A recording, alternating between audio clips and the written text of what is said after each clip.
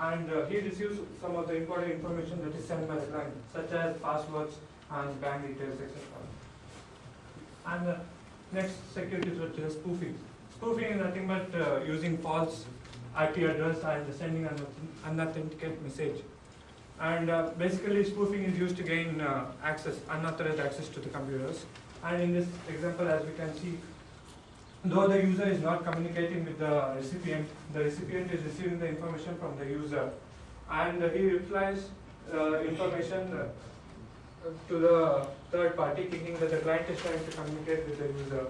And this is done by changing the IP address of the client, which is known as IP spoofing. There's also email spoofing, which is in which the email of the sender is changed, forged, so that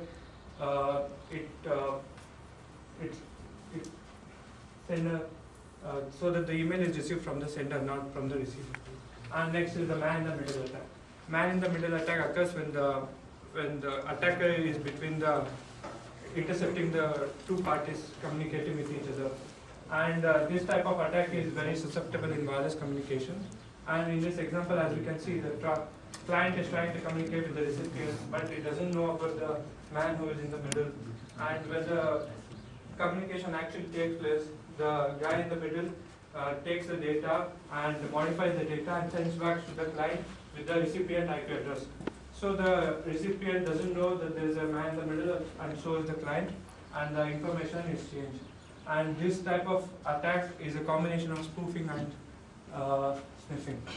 Now my colleague will take over the rest.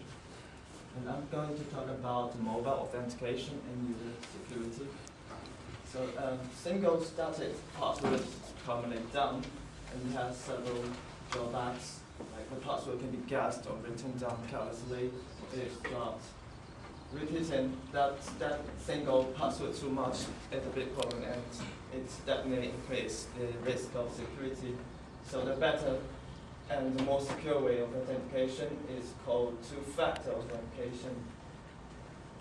One of the two factors is something you know. That's the PIN and the password. And the other one, can you go back? So.